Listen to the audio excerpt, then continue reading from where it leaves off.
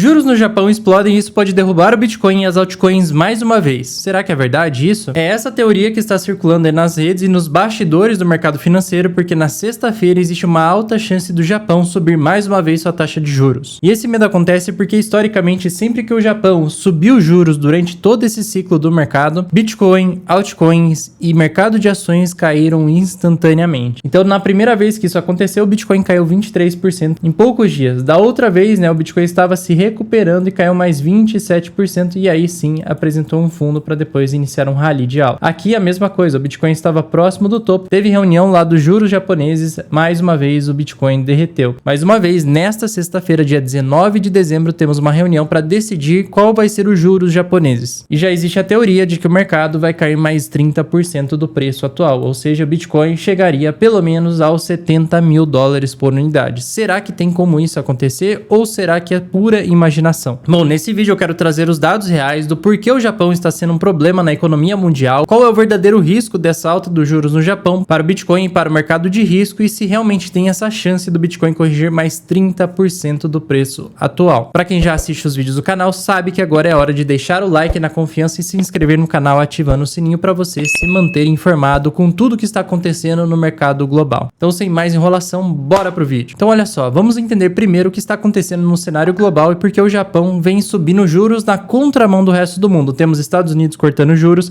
vários países no mundo inteiro cortando juros, ou seja, deixando o dinheiro mais barato, só que o Japão está indo na contramão. Por quê? Bom, a primeira coisa que você precisa entender é que o Japão é conhecido como país de juros zero, ou às vezes até juros negativo, onde não faz nenhum sentido deixar os juros parados na renda fixa lá fora. E é justamente por este cenário que o iene japonês ele vem se desvalorizando há bastante tempo. Ele já se desvalorizou mais de 48% em relação ao dólar desde 2020, onde ele estava sendo cotado ali em 0,097 e agora está sendo cotado em 0,064. Isso acontece por algo bem simples. No Japão não faz sentido deixar o dinheiro parado nem na renda fixa e faz muito sentido pegar dinheiro emprestado lá com os bancos para aplicar no mercado, investir na economia, ou investidores de fora pegam dinheiro emprestado no Japão para aplicar em outros mercados financeiros, como por exemplo o mercado de ações e mercado de cripto. E é justamente por esse comportamento do Japão que desde 2011 nós vemos uma desvalorização da moeda contra o dólar, onde o iene japonês já chegou a valer 0,013 centavos por dólar e agora ele está valendo até uma casa decimal a menos, ali 0,067. Só teve um único período em que o iene japonês se valorizou contra o dólar, que foi de 2007 a 2011, que é justamente o período que tivemos a grande crise financeira, que começou em 2007, se estendeu mais ou menos até 2009 e 2010 e 2011 foi o final da crise financeira. Nesse período, os juros japoneses estavam super elevados e o grande medo do mercado é justamente esse, porque nesse momento os juros japoneses estão chegando praticamente ao mesmo patamar lá dessa época de 2007, 2008, que era quando os juros no Japão estavam altos, as pessoas não tomavam tanto empréstimo assim no Japão porque não fazia tanto sentido, por isso a moeda japonesa ela se valorizou contra o dólar porque basicamente os investidores devolveram o dinheiro para o Japão, aos seus bancos, teve uma retirada de ienes de circulação no mundo,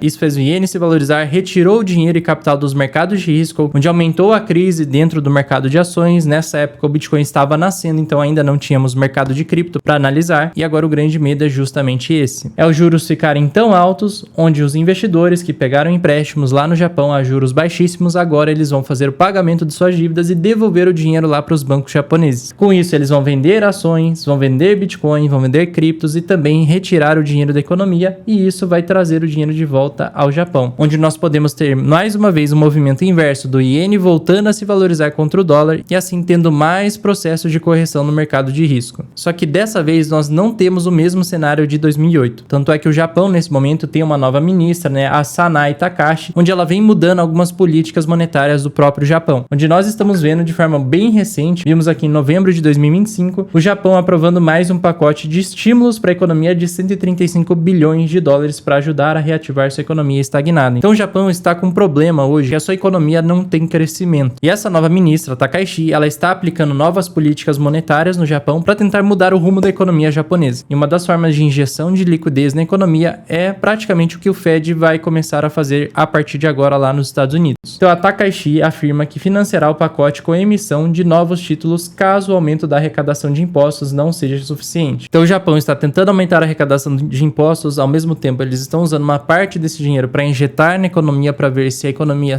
sai da estagnação e ela começa a crescer novamente, e nessa brincadeira eles começam a ter problemas com a inflação. Com inflação mais alta, eles precisam subir os juros para que a inflação não dispare no país. É exatamente por isso que os mercados preditivos de aposta já dão ali como certo um aumento de juros de 0,25 pontos bases ali no dia 19 de dezembro, na sexta-feira. Isso vem causando bastante medo no mercado, bastante pânico, principalmente no mercado de risco, né, como o mercado de criptomoedas, porque todas as vezes que tivemos aumento de juros no Japão, tivemos um crash logo em seguida. Só que uma coisa que eu chamo a atenção é que sim, nós podemos ter esse medo de curto prazo e uma volatilidade maior nesse curtíssimo prazo. Mas muitas vezes que o mercado crashou nesses aumentos de juros foram por conta de uma manipulação junta do institucional. Afinal de contas, não é novidade para ninguém, como vocês viram ali nos mercados preditivos, que vamos ter aumento de juros na sexta-feira. Ou seja, o mercado já precificou esse aumento de juros do Japão. E outro ponto importante é o seguinte: o Bitcoin, por exemplo, o mercado de risco, ele já enfrentou correções. Nós já passamos por um processo de queda do topo até esse fundo aqui de 36%. Então, será que o Bitcoin realmente poderia corrigir mais 30%, caindo lá para 70 mil dólares? Bom, até o final a gente responde essa dúvida. Mas o grande medo do mercado é justamente esse, porque sempre que tivemos essa correção, o mercado caiu praticamente 30%. O interessante para aqueles que estão um pouco mais atentos ao segundo nível de pensamento é que se o mercado corrige 30% nesse medo exacerbado de curto prazo sobre aumento de juros no Japão, costuma ser uma boa oportunidade de compra. Então aqui foi um fundo do Bitcoin, aqui foi um fundo do Bitcoin, aqui também foi um fundo local do Bitcoin. Como já estamos num processo de queda, correção, é extremamente difícil o mercado cair em linha reta mais 30%. Então de um lado temos o histórico do mercado e um medo exacerbado sobre esse aumento de juros no Japão. Do outro lado, nós temos um real problema acontecendo na economia japonesa. Esse problema é a dívida do Japão. Porque olha só, o Japão tem a maior dívida do mundo em proporção ao PIB, e isso é um problema muito grande. Ela chega a mais de 235% em relação ao PIB, um nível nunca antes visto em grandes economias modernas, e ainda assim o país não entrou em um colapso. E essa é uma situação que vem sendo arrastada há décadas já, desde 1990. Porque nessa época que tivemos também uma crise lá no Japão e um estouro da bolha japonesa, onde era uma das maiores economias do planeta naquela época, e depois disso foi sendo passado por Estados Unidos e outros países, o país ele acumulou muitos déficits, lançou pacotes de estímulos através de dívidas e viu o envelhecimento da população aumentar os gastos obrigatórios, porque lá a população tem uma das maiores expectativas de vida. A dívida do Japão cresceu, mas mecanismos internos reduziram o risco de uma crise imediata. Só que desde então o Japão enfrenta um problema da estagnação econômica com deflação, que vira aquele cenário que eu falei, não faz sentido pegar o seu iene japonês e deixar no banco, ou deixar travado em títulos da renda fixa, porque você vai perder dinheiro ao longo do tempo. Mas então, como que o Japão consegue manter uma dívida muito acima do seu PIB? Porque se fosse outros países, né, inclusive Estados Unidos está enfrentando esse problema hoje, Brasil enfrenta esse problema, onde a nossa dívida já está muito grande em relação ao PIB, como que o Japão consegue ainda sobreviver com essa dívida estourando o seu PIB? A grande resposta está nos juros, porque o Japão tem algumas peculiaridades na sua economia. Primeira parte é que sua dívida, basicamente 90% dos títulos são detidos por investidores japoneses como os bancos e fundos de pensão, que já reduz a exposição a choques externos ao câmbio, basicamente a essa volatilidade do dólar. Segundo pilar, os juros. As taxas de juros mais baixas, incluindo taxas negativas em partes dos períodos aí do Japão, tornaram a rolagem da dívida muito barato, porque hoje os Estados Unidos enfrentam o problema da rolagem da sua dívida. Se eles rolarem com a taxa de juros atual, a dívida cresce muito, vai crescer mais de 1 trilhão só em juros. No Japão, como a taxa de juros estava em zero ou negativa, sempre que eles rolavam a dívida, ela ficava no mesmo preço ou mais barato. Só que se você entende um pouco de inflação, com o Japão imprimindo dinheiro, inflacionando a moeda e ela se desvalorizando ao longo do tempo, essa dívida em dólar, sempre que era rolada, ela ficava mais barata. Outro ponto importante para o Japão conseguir esse tipo de proeza é que sua moeda é forte em relação a outros países. Então, se vocês olharem o contexto japonês, desde a década de 90, ele é chamado como país bomba relógio. A qualquer momento essa bomba vai implodir, justamente devido a esse grande problema da sua dívida em relação ao PIB e a outros problemas fiscais. E esse recente temor com relação à alta dos juros japoneses estão diretamente ligados a esses dois problemas do Japão. Mas tudo isso, diferente de 2008, nesse momento parece exacerbado e exagerado pelo mercado. Então hoje, se nós olharmos realmente a dívida bruta do Japão, ela está a níveis elevadíssimos, 231% acima do seu PIB, o que é um grande problema, né? Outras nações que enfrentam problemas similares são Itália, França, Estados Unidos também enfrentam esse problema, Reino Unido, Canadá e Alemanha. Só que se nós pegar a dívida líquida do Japão, ela cai drasticamente para 138%, ou seja, só está 38% acima do seu PIB para ficar empatado de igual para igual. Ainda assim, é um número elevado, só que o Japão é um dos poucos países no mundo que desde 2020 consegue reduzir a sua sua dívida em relação ao PIB. Então, nos últimos 5 anos, vimos a desvalorização do iene japonês, o que desvaloriza a dívida do Japão em dólar. Enquanto isso, o PIB japonês ele ficou estável em dólar. Com isso, a dívida japonesa foi uma das poucas que reduziram nos últimos anos. Então, nesse momento, o quadro econômico do Japão já está muito melhor do que alguns anos atrás. E esse medo atual desta semana específica com esse novo aumento da taxa de juros do Japão é um medo muito mais exacerbado comparado com o que os dados realmente estão mostrando hoje. Mas qual é o negócio aqui? Agora em dezembro o Japão ele vai ficar com uma taxa de juros em 0,75 se tiver esse aumento de 0,25% no dia 19, que a chance é extremamente alta. Só que nas próximas reuniões não tem nenhuma perspectiva do Japão aumentar os juros. Temos aqui 90% do mercado acredita que não vamos ter nenhuma alteração na reunião de decisão de juros lá do dia 23 de janeiro. Então hoje o Japão é basicamente o Banco Mundial para empréstimos para as pessoas pegarem dinheiro barato com uma taxa de juros extremamente baixa e investir em outros mercados. Só que com esse aumento dos juros, isso obviamente vai diminuir. Então sim, com esse aumento dos juros, o Japão vai deixar o dinheiro um pouco mais caro. Só que quando comparamos ainda a taxa de juros japonesa contra outros países, ainda assim vai existir essa diferença. Então enquanto o Japão tem uma taxa de 0,5 hoje e ela vai subir para 0,75 a partir da sexta-feira, podemos comparar com vários outros países aqui, grandes, que estão com uma taxa de juros muito mais elevada. Todos eles com taxas acima do Japão. Então o Japão vai continuar sendo o país onde as pessoas pegam empréstimo para investir em outras economias. Quando a gente compara principalmente com os Estados Unidos, que está ali com uma taxa em 3,75, ainda vai existir uma diferença de 3% nos juros. E ainda levando em consideração essa tendência do iene contra o dólar de desvalorização, faz ainda mais sentido pegar a dívida em iene, converter esse iene para dólar e investir na renda fixa americana. Nos últimos 5 anos, quem fez isso só na desvalorização do iene contra o dólar ganhou ali 48%, deixou a sua dívida 48% mais barata justamente pela desvalorização cambial. É por isso que é preciso de juros ainda mais altos no Japão para que a gente tenha uma verdadeira mudança nesse sistema global atualmente. No curto prazo até podemos ver o iene se valorizando contra o dólar, mas ainda não vamos ver uma reversão de tendência aqui de queda para uma alta muito forte do iene contra o dólar. A não ser que a nova ministra Takashi, que está mudando algumas políticas monetárias do próprio Japão, faça alguma alteração nesse sentido que faça o Banco Central japonês ter que elevar os juros ainda mais. Aí sim poderíamos ver alguma mudança estrutural na economia. Então, na perspectiva de médio prazo, o carry trade no Japão, que é essa estratégia conhecida como pegar uma moeda que está se desvalorizando contra o dólar, contra juros baixos, pegar empréstimo para investir em outros mercados, isso vai continuar. Só que nas próximas semanas de dezembro, sim, nós devemos ter bastante volatilidade no mercado. Então não significa que não vamos ter uma queda na sexta-feira depois desse aumento dos juros, porque o institucional adora datas marcadas para fazer alguma manipulação e liquidar quem está se alavancando demais no mercado. Então qual pode ser o desenrolar do mercado nas próximas semanas? Bom, vamos olhar primeiro para Bitcoin, que é a principal moeda que manda no resto do mercado de cripto. Se ele cair, todo o resto vai cair. Se ele subir, todo o resto vai estabilizar e também ter altas. Nos últimos dias aí tivemos o Bitcoin batendo ali a região dos 95 mil dólares e ele está passando por um processo de correção aqui de quase 10%. Isso já mostra de forma bem clara que o Bitcoin ele perdeu um canal de alta importante que ele estava tentando construir aqui. Ele perdeu nesta fase aqui. Depois a estrutura ficou um pouco mais clara, onde o Bitcoin ele tem topos bem definidos dentro dessa região e fundos bem definidos nesta região aqui de baixo. Então isso significa que o Bitcoin ele está criando um padrão de lateralidade. Não está nem no curto prazo em uma tendência de alta e nem em uma tendência de queda. Isso significa que o Bitcoin ele vai ficar oscilando dentro de 95 até mesmo 80 mil, um pouquinho abaixo, aqui 79 mil dólares ao longo dos próximos dias e semanas. Esse evento de sexta-feira pode ser sim um evento onde o institucional aproveita para liquidar o excesso de alavancados que estão aqui embaixo dos 80 mil até a região dos 78 mil dólares. Tem bastante gente alavancada no mercado. Caso o preço chegue novamente nesta região, ele vai se estabilizar e vai tender a recuperar essa região lateral, podendo mais uma vez retestar essa parte superior do canal, os 94 mil dólares. Então nesse momento nós podemos ver de forma bem clara que todas as compras feitas abaixo dessa região dos 87 mil dólares foram ótimas compras nesse curto prazo. Então agora que o Bitcoin corrigiu mais uma vez, ele chega abaixo dessa linha. Então aos poucos ele vai dar chances e oportunidades de compra, inclusive Inclusive, um dos indicadores que eu gosto bastante, que é esse daqui da parte inferior, ele está começando a chegar na fase de sobrevenda. Sempre que o preço atinge esta região, costuma ser um bom ponto de compra. Então, as últimas compras que foram excelentes compras em Bitcoin foram no toque desta região. Então, se o Bitcoin chegar aqui até os 85 mil dólares, mais ou menos, poderia ser uma oportunidade de compra. Tanto é que, reforçando mais uma vez, sempre que tivemos essas quedas por conta dos juros do Japão, foram oportunidades de compra na época, né? Aqui foi no ano passado, aconteceu isso 2 vezes, esse ano aconteceu também uma vez no início do ano, e agora mais uma vez podemos ter outra alta dos juros na sexta-feira, que caso o preço tenha uma correção, seria uma boa chance de acumular Bitcoin mais barato e Ethereum também. Então é por isso que nesta correção do preço do Bitcoin eu não vou fazer nada, caso ele volte para essa região, aí sim eu pensarei em fazer compras. Se olhamos para Ethereum, ele já estava um pouco mais bonito do que o Bitcoin,